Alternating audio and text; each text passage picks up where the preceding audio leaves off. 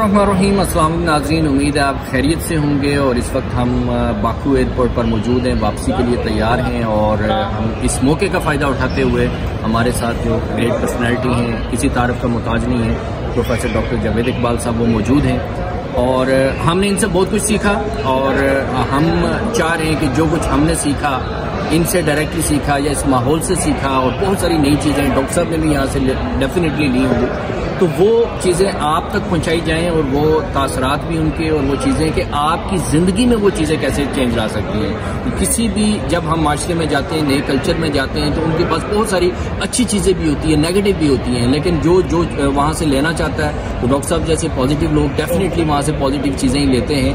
और वो अगर हम, क्योंकि जो हमारी आंखें कान देखते हैं सुनते हैं वो हमारे ब्रेन में जाता है, वो हमारी मेमोरी का हिस्सा बनता है, वो हमारी शख्सियत का हिस्सा बनता है, वो हमारे किरदार करैक्टर का हिस्सा बनता है। तो डेफिनेटली ये क्या वो ऑब्जर्व किया हमने यहाँ पे, और उससे हम कैसे अपनी ज़िंदगियों के अंदर बदलाव ला सकते हैं, इम्प्रूव कर सकते हैं, और सिविलाइज्ड वो जो चीज़ें मैनर्स एथिक्स हैं उनको ज़िंदगी का हिस्सा बनाएं। तो डॉक्टर साहब सबसे पहले तो आपका बहुत शुक्रिया, आपने जो टाइम दिया, आपका टाइम यकीनन बहुत कीमती है। तो डॉक्टर साहब सबसे पहले तो थोड़ा सा बताएंगे कि आपने तो दुनिया भर में बहुत सारे ममालिक का सफ़र किया है, तो स्पेसिफिकली अगर हम बात करें बाकू के हवाले से, तो क्या आपने डिफरेंट ऑब्जर्व किया, क्या लर्न किया जो हमारे लिए है? देखिए, हम पाकिस्तान के रहने वाले जब भी किसी और मुल्क में जाते हैं ना, तो एक बड़ा मेन कंसर्न होता है कि हलाल हराम का बाज़ात बड़ा मुश्किल हो जाता है करना। तो इस मुल्क में जो सबसे अहम बात मुझे लगी कि ये एक इस्लामी मुल्क है। सही। इसलिए यहाँ किसी जगह पर भी आपको ये प्रॉब्लम नहीं है कि जो आप खाना खा रहे हैं हलाल है। सही। और वो जो किसी और वेस्ट के मुल्क में जाके थोड़ा सा कल्चरल डिफरेंस और कल्चरल शॉक होता है, जो तो सिर्फ 2-4 दिन के लिए जाएं उनको तो सिर्फ कल्चरल डिफरेंस ही नजर आता है, मगर जो वहाँ रहने के लिए जाते हैं तो उनको फिर बाकायदा कल्चरल शॉक होता है। यहाँ समहाउ हालांकि देखने में वेस्ट की तरह का माहौल है, लेकिन वो कल्चरल शॉक यहाँ या कल्चरल डिफरेंस इतना नजर नहीं आता। जो अहम बात इस सारे इसकी नजर आई है मुझे, एक तो ये कि ये लोग लॉ अबाइडिंग है बहुत से।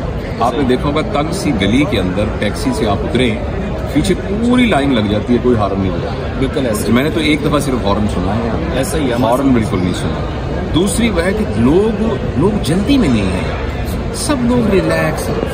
एक तो अल्लाह ने वैसे उनको हुस्न सबको बहुत दिया, मुझे तो एक भी यानी बदसूरत का तो लफ्ज बहुत मुश्किल है, कोई कम सूरत भी एक नजर ऐसा ही। और छोटे बच्चे से लेकर उधेड़ उम्र शख्स तक हर एक अल्लाह ने बहुत एक हुस्न दिया। और हुस्न में जो चीज़ सबसे ज़्यादा अहम है वो दिल का इत्मीनान उनके चेहरे पे चलता है। मैंने अपने इस 4-5 दिन में किसी शख्स को यहाँ गुस्से में नहीं किया या महज मेरा इत्तेफाक होगा। और जो उनकी कस्टमर सर्विसेज थी जिसके पास भी गए हैं तो उन्होंने किया, और सफाई बहुत ज़्यादा है। और ये सफाई ये नहीं कि सिर्फ हुकूमत का सफाई का इंतज़ाम है, लोगों के अपने मिजाज में। दूसरा आपने देखा होगा कि जो झाड़ू दे रहा है उससे लेकर जो भी कोई बड़ा एग्जेक्टिव होगा, हर एक ने बहुत अच्छे कपड़े पहने हुए, सही साफ सुथरे कपड़े पहने हुए, एक तहजीब का जो है ना अंदाजा होता है। सही। तो और आबो हवा बहुत साफ है।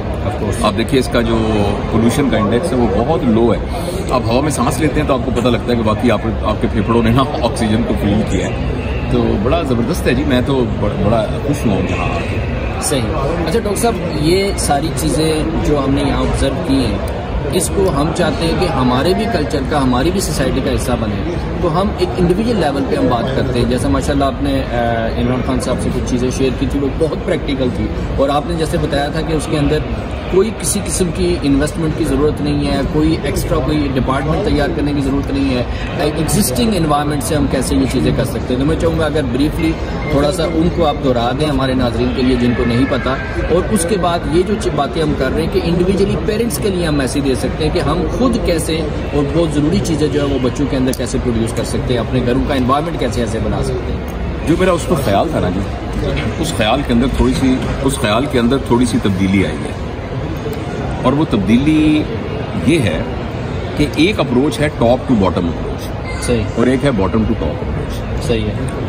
उस वक्त जब मैंने बात की थी तो मैंने बॉटम टू टॉप अप्रोच की बात की थी कि हम एक इंडिविजुअल को सिखाना शुरू करें कानून पर अमल करना। सही। एक इंडिविजुअल को सिखाएं कि बेसिक सिविक सेंस क्या है, सोशल सेंस क्या है, जो एक इक़दार हैं हमारी किसी भी तहजीब की या हमारी मजहबी इक़दार हैं वो बुनियादी तौर पर यही एक दूसरे को सलाम करना, एक दूसरे का शुक्रिया अदा करना, एक दूसरे से माजरत करना, एक दूसरे का ख्याल रखना। लेकिन मैं इतने तकरीबन 1 साल हो गया इस बात को, एक और चीज़ अंदेशा मुझे बहुत सता रहा है, वो ये है कि बॉटम टू टॉप अप्रोच तो हमें करनी ही चाहिए, ठीक है, लेकिन हमारी टॉप टू बॉटम अप्रोच के लिए जो हमें फैक्टर्स चाहिए हमारे माशरे में वो एग्जिस्ट नहीं करते। अब तमाम लोगों को जो बॉटम पे हमको कहते हैं कि सब कानून पर अमल करें और कोई फॉर एग्जाम्पल ओवर स्पीडिंग ना करें, लेकिन जब आपके अहले इक़्तिदार की गाड़ियां जा रही होंगी तो वो उसी सड़क के ऊपर 150 की रफ्तार से जा रही हैं। ऐसे ही। अच्छा, मुझे आप ये बताइए, मैं अपने ऊपर एक जिम्मेदारी समझता हूँ कि मैं एक आदमी जो किसी दफ्तर में क्लर्क है, जो कहीं काम कर रहा है, जो छोटी, उसको मैं ये कह रहा हूँ कि तुम कानून के पाबंद करो, जबकि मुआशरे में इतना तजाद है और इतना डिफरेंस है कि वो ऊपर से, इसलिए जिम्मेदारी हम सब की एज एन इंडिविजुअल है कि हम बॉटम से काम करें, अपने बच्चों को, जिस इदारे में काम कर रहे हैं उसके मुलाजमीन को, अपने मोहल्ले के लोगों को, अपनी मस्जिद में नमाज पढ़ने वाले लोगों को, उन सबको ये बातें बताएं। लेकिन ये अहले इक़्तिदार की बहुत बड़ी जिम्मेदारी है। मैं समहाउ इस नतीजे पर पहुंचा हूँ कि इसका जो लीड स्टेप है ना, वो रोल मॉडलिंग का, हमें ये जो 4 बड़े तबके हैं ना, इनको लेना पड़ेगा। यानी हमारे पॉलिटिशियंस, यानी हमारे ब्यूरोक्रेट्स, यानी हमारे जो अस्करी इदारे हैं वो, और जो हमारे जो मजहबी हमारे जो बड़े रहनुमा हैं, और इन सब को बहुत एक लीड रोल इसमें लेना पड़ेगा, क्योंकि अदरवाइज ना एक सही रोल मॉडलिंग क्रिएट नहीं होगी। सही। अगर हमारे बड़े लोगों की गुफ्तगू एक बदतमीज़ाना गुफ्तगू होगी, रूड गुफ्तगू होगी, एरोगेंट गुफ्तगू होगी, हमारी असेंबली में लोग बदतमीज़ी से बातें कर रहे हैं, बदतहजीबी से बातें कर रहे हैं, तो हम एक स्कूल के बच्चे को कैसे ये बताएंगे कि भाई तमीज़ से बात करनी चाहिए। सही। इसलिए ये बात मुख्तसर मैं यही करता हूँ कि हम सबको अपने अपने घरों में, अपने इदारों में तमाम सिविक सेंस जो है उसको प्रैक्टिस भी करना चाहिए और बच्चों को बताना भी चाहिए। और साथ साथ मैं गुजारिश करूँगा हमारे अहले इक़्तिदार को कि आपके ऊपर बहुत बड़ी जिम्मेदारी है। लोग आपकी तरफ देख रहे हैं एज एन आइकन, जैसे आप बोलते लोग वैसे ही बोलना शुरू कर देते हैं। आप जिस तरीके से कंडक्ट करते हैं, क्योंकि आप बड़े हैं ना, तो हर बंदा बड़ा बनना चाहता है। अगर बड़ा बनेगा ही वो शख्स जो कि ब्लैक रंग की बड़ी सी गाड़ी से नीचे उतरेगा और उसके आगे पीछे गार्ड होंगे, तो हर एक की ख्वाहिश तो यही होगी ना कि वो भी इसी तरह का रहन सहन। सही। ये कुछ माशाल्लाह माशाल्लाह। डॉक्टर साहब, जो हमारा ये टूरिज़्म वाले मामलात हैं और जब हम दूसरी जगहों पे जाते हैं, ये कितना इम्पोर्टेंट है और लोगों के लिए सीखने के लिए ये एक्सपोजर, और स्पेशली जो लोग वो करना चाहते हैं उनको कोई एडवाइस? जी, सफ़र जो है वो बहुत सीखने का बहुत बड़ा जरिया है, और कुरान पाक की आयत भी है, सीरू फिल अर्ज़, उसका एक हिस्सा है, दुनिया का हिस्सा है, और देखो कि झूठ बोलने वालों को क्या अंजाम हुआ।